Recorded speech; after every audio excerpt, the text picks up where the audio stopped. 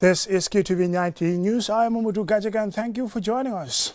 And you can also join us on Cube Radio 103.3 FM. And here are the headlines.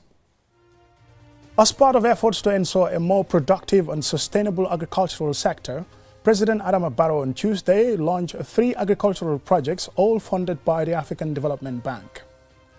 Surahata Janneh, the former chairman of the Janneh Commission of Inquiry, appeared on Tuesday before the National Assembly's Special Committee investigating the sale and disposal of assets belonging to former President Yahya Jammeh. In one of his first official engagements since assuming office, the Gambia's new Minister of Foreign Affairs, Serigne Modou Njie, has hosted a high-level breakfast meeting with members of the diplomatic and consular corps. The Ministry of Basic and Secondary Education, MOPSI, has received a major consignment of technical and scientific equipment from the Kuwaiti Fund for Arab Economic Development, valued at over $2 million. And in sports news, more than 20 players and officials of the Tijan Jeta Football Academy left the Gambia at the weekend to compete in the 2025 Norway Cup, which is scheduled to run from the 26th of July to the 2nd of August in Oslo, Norway. Those were the headlines. Now the news in detail.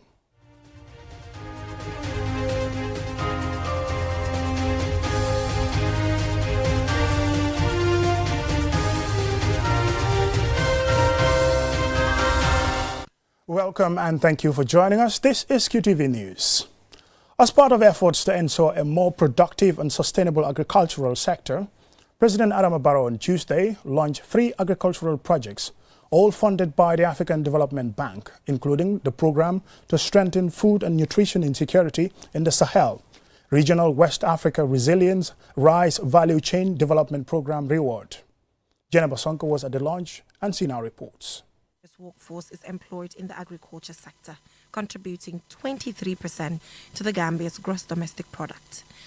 The 3 agricultural projects launched today, namely the Program to Strengthen Food and Nutrition Security in the Sahel, Regional West Africa Resilient Rice Value Chain Development Program, and the Gambia Incentive-Based Risk Sharing System for Agricultural Lending Establishment Project, complement each other by contributing to the improvement of living conditions, food and nutrition, boosting rice production and processing, and by increasing lending from financial institutions to those in the agricultural value chain, amongst others. Here's President Adama Barrow. The government will ensure their full implementation through robust oversight and committee participation. The Ministry of Agriculture, Livestock and Food Security, through the CPCU, will be held accountable to delivering tangible, life-changing results for each component. Let us seize this opportunity as a rallying point to recommit ourselves to food and nutrition security. The Gambia heavily relies on rice importation, which is its staple food, but local production only caters for a small fraction of what is needed to feed the population. Africa Rice is a leading Pan-African rice research organization committed to improving livelihoods in Africa through strong science and effective partnerships, played a key role in ensuring the acquisition of the Regional West Africa Resilient Rice Value Chain Development Program Reward. Here is Prethan Bindraban, the Deputy Director General and Director of Research and Innovation at Rice Africa. Gambia has a great potential. You produced more rice in the past, it has somehow declined, and the potential is good enough. So the country doesn't necessarily have to be importing rice, you can be self-sufficient. What is needed is first and foremost government support. You see, no country in the world has developed its economy, developed its industry and service sector prior to developing the agriculture sector. So you must support your agriculture sector to start off with. And rice obviously is important because of the import bill, so it also helps with your financial balance. Shirifo Bojang, the president of the National Farmers Platform, calls for the effective and sustainable implementation of the 3 projects to benefit farmers. That depends on the project implementation. You know, the project has goals and it has objectives. Once these goals and objectives are implemented in the right way, it will really change the life of the farmers in terms of food security, in terms of income, and in terms of nutrition. Yes. The Gambia relies mainly on rain for agriculture, and climate change impacts like droughts and floods remain two of the biggest challenges to sustainable agriculture for the Gambia. Limited access to finance and markets, and socio-economic factors like gender inequality in land and ownership and access to other resources remain constant. The 3 projects launched by the President, if properly implemented and monitored, should limit and eventually remove these barriers. Reporting for QTV News, I am Janneh Commission. Surahata Janneh, the former chairman of the Janneh Commission of Inquiry, appeared on Tuesday before the National Assembly's Special Committee investigating the sale and disposal of assets belonging to ex-President Yahya Jammeh. Ansumana Isonyasi tells us more.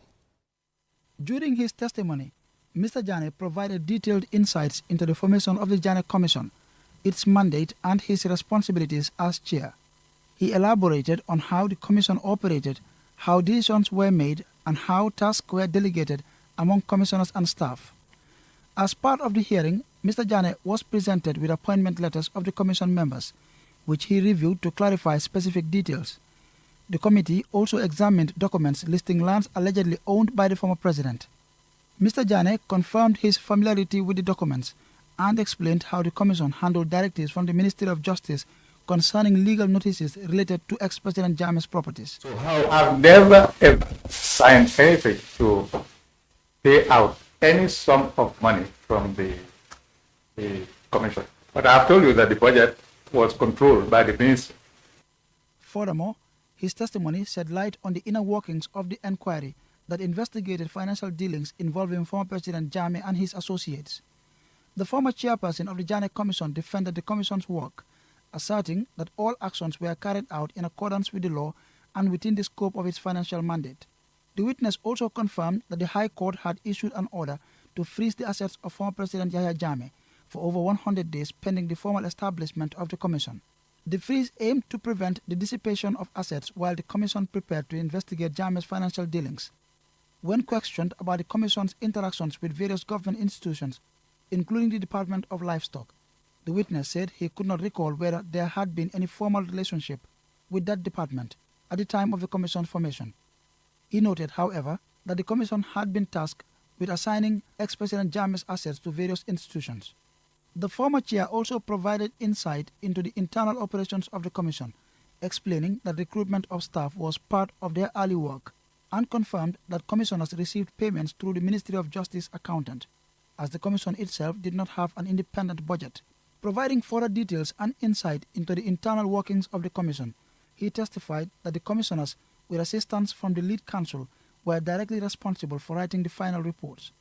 The Commission's organogram, he noted, was developed in consultation with the government, and highlighting the importance of the Commission's independence, the former chair referenced correspondence between the Commission and the Office of the Secretary General, in which the Commission firmly rejected any attempt at government interference in its operations.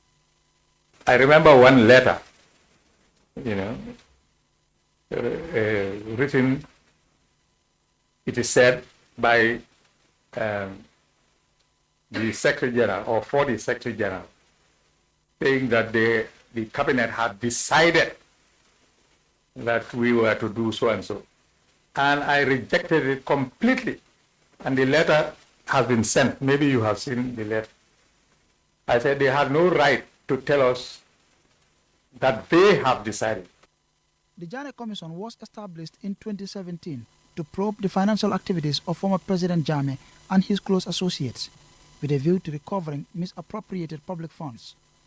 This select committee has been set up following allegations about how the seized assets of the ex-president were sold or disposed of. Answane Sonyasi for QTV News. In one of his first official engagements since assuming office, the Gambia's new Minister of Foreign Affairs, Serigne Modou Njie, has hosted a high-level breakfast meeting with members of the diplomatic and consular corps. The event offered insight into the government's key priorities and current challenges. Our Bob has more details.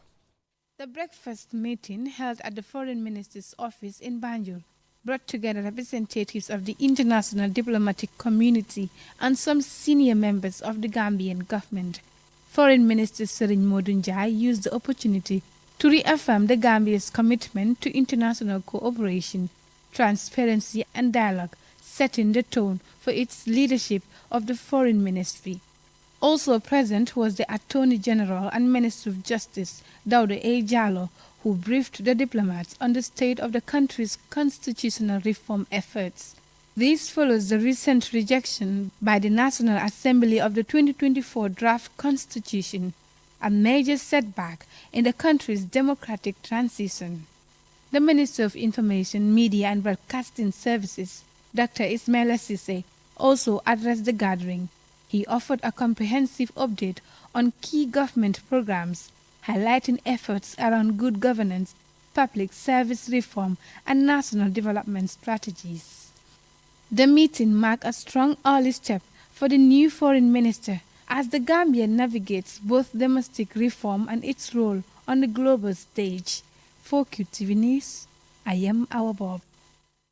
The Ministry of Basic and Secondary Education, MOPSI, has received a major consignment of technical and scientific equipment from the Kuwaiti Fund for Arab Economic Development, valued at over $2 million. Aissatou Bari reports. This latest support from the Kuwaiti Fund for Arab Economic Development is a major boost to those efforts.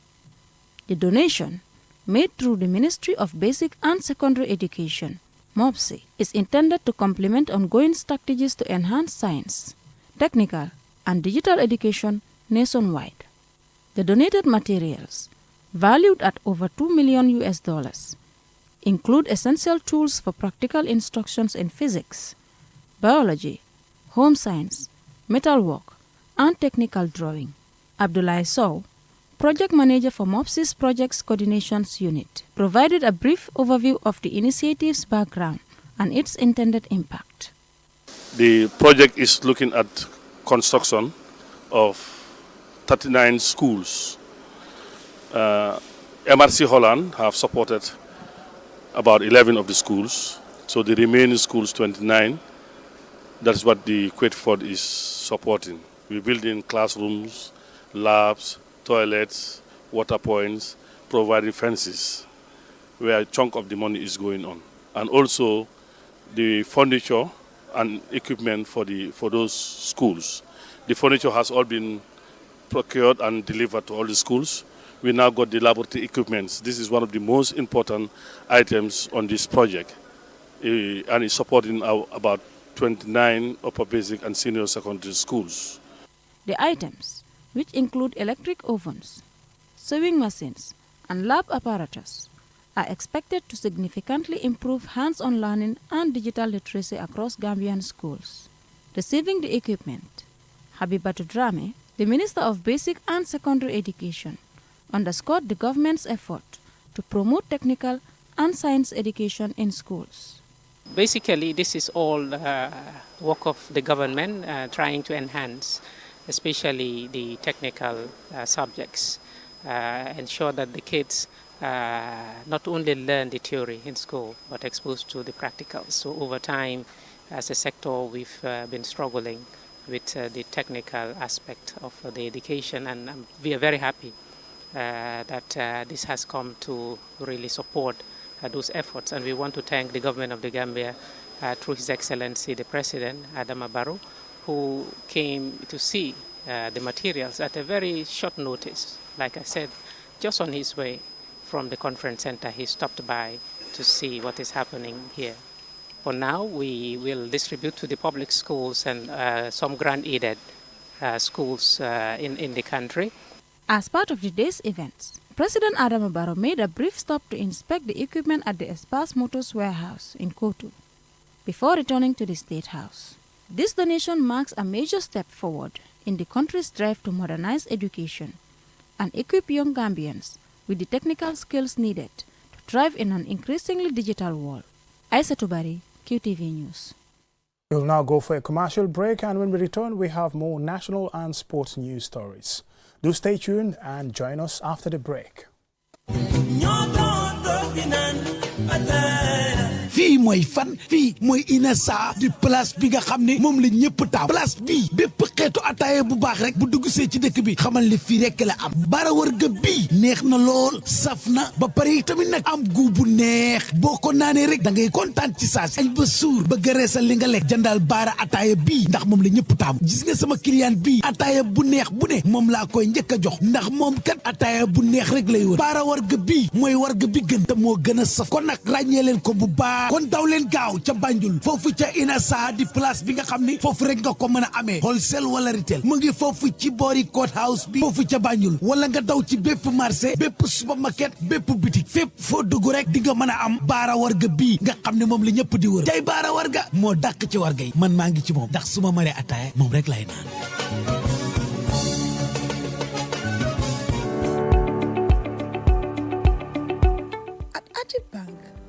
We are more than banking. We build bridges that connect you to pivotal services every day. Do you have government bills to pay to the Gambia Revenue Authority, Comfort, KMC, or the Accountant General's Department? We've got you covered. From payment of customs and domestic taxes to GRA, payment of number plate and vehicle ownership transfer to Comfort, payment of property rates and business license fee to KMC, and payment of MR passport, business registration, fishing license, land fees, sale of assets, lease application, development permits, quarrying royalties, gravel and sand, mining royalties, and a host of other revenue lines to the Accountant General's Department. Walk into any of our branches nationwide and make your payments hassle-free. Either in person or online, simple, secure, and immediate. With Ajib Bank, there is no need to worry about government bill payments for your vehicles, taxes, licenses, business registration, and any other revenue line. Ajib Bank, passionate about your investment. We've got you covered. Ajib Bank, your investment partner. We innovate, others follow, QCell, so my data's plus, soon you boss, soon you month, everything is class. We innovate, others follow, kun you top a ding of QCell, soon you boss, you fit in the best, highly discounted, what do you best? Noom to the summer, data's plus, take the internet, the one you go see for sue. Cause summer data's plus, yeah. QCell one, but cheaper than free. Go price all for never. 300 MB, $20. 1.5 GB, $50.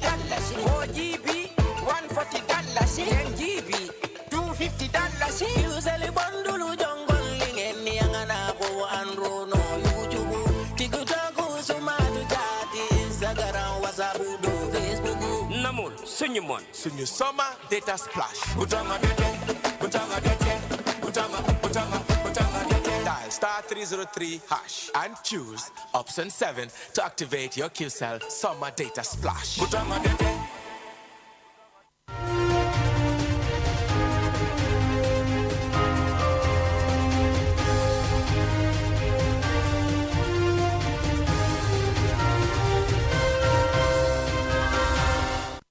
Welcome back, and if you're just joining us, this is QTV News.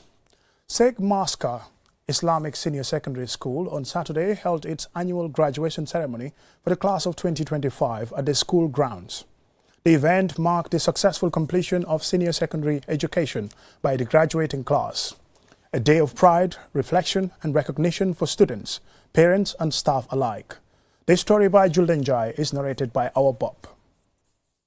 Established in 1995, Sheikh Maska Senior Secondary School has grown into one of the country's most respected academic institutions, grounded in Islamic values and a strong commitment to academic excellence. Mr. Musanjai, the school's principal, urged the graduating students to carry forward the values of discipline, hard work and perseverance as they enter the next phase of their academic and personal lives. Graduating class of this school, 2025, you have reached a very important moment in your life. But my advice to you here is that you have to cultivate the fear of Allah in your hearts.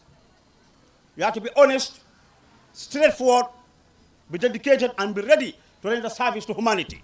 Sheikh Abubakar Fofana, chairman of the Parents Teachers Association, says that even though the school is doing well, it is not without challenges. We are so excited for our sons and daughters who pass through your school, those that have graduated and those that are yet to, are all very curious and enthusiastic learners. Imam Usman Jah, vice chair of the school board, congratulated the graduates and advised them to consider this graduation as a key to unlocking the door to education. I want to emphasize to you that our relationship with you will continue forever. And we advise you to consider what you have achieved as a key to enter the room of education. Dr. Omar Jah Jr., the guest speaker, giving his keynote address, advises the graduates to be humble, respectful, and to be persevere. When you are humble, humility will propel you into the new beginnings. You have to respect your parents. I am telling you now that there is nothing in life that can propel you more than respecting your parents. Be perseverant. Fatima Jammeh, the outgoing head girl and the overall best student in the arts department, gave the vote of thanks. As we stand here, we are not just closing a chapter. We are opening doors to new opportunities, new dreams, and new beginnings.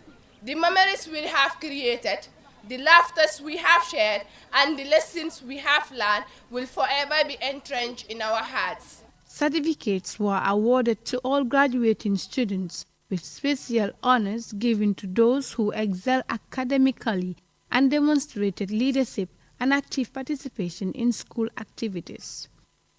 As another cohort of students moves on to a greater pursuits, Sheikh Maska Senior Secondary School continues to play a vital role in shaping the future of education and leadership in the Gambia. For QTV News, I am Awa Bob. As part of ongoing efforts to enhance evidence-based policy formulation in the Gambia, the Ministry of Finance and Economic Affairs, MOFA, in collaboration with development partners, on Monday launched a specialized training program on macroeconomic modeling and forecasting for members of the Macro Technical Working Committee, MTWC. Here is our Bob again. The intensive training is designed to build the capacity of policymakers, economists, and technical staff in applying advanced macroeconomic tools and models to improve fiscal planning, economic projections, and policy analysis.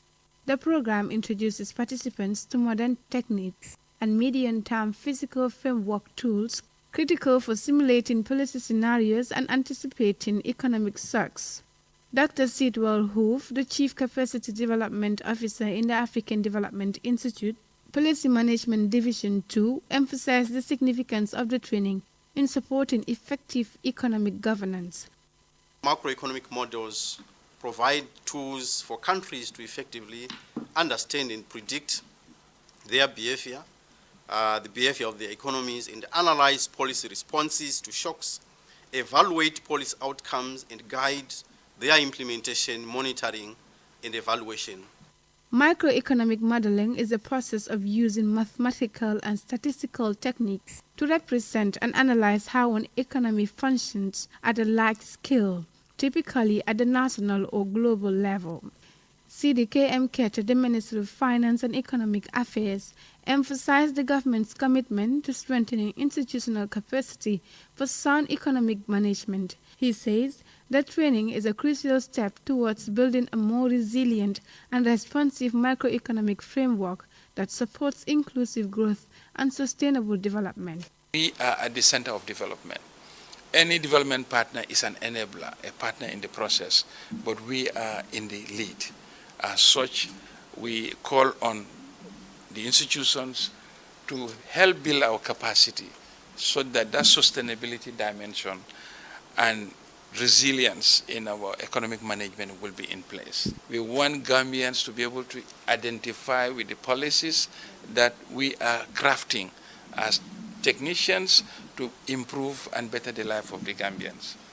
Lamin Bojang, the Director of Economic Policy and Research at the Ministry of Finance and Economic Affairs, highlighted the importance of strengthening institutional capacity in macroeconomic analysis. It's a capacity building program on econometrics modeling. So basically, staff of the Directorate of Economic Policy and Research, including members of the Macroeconomic Working Group, are trained on econometrics modeling, forecasting, simulations. This will basically help management to take very concrete decisions that are evidence-based, so that the policies that are designed by a government could be very relevant for the general population. The training reflects the Gambia's broader ambition to strengthen national capacity in economic modeling and to align domestic policies with international best practice. It also focuses on enhancing participants' ability to develop accurate economic projections and conduct policy simulations, thereby improving evidence-based planning and decision-making processes. For QTV News, I am Awa Bob.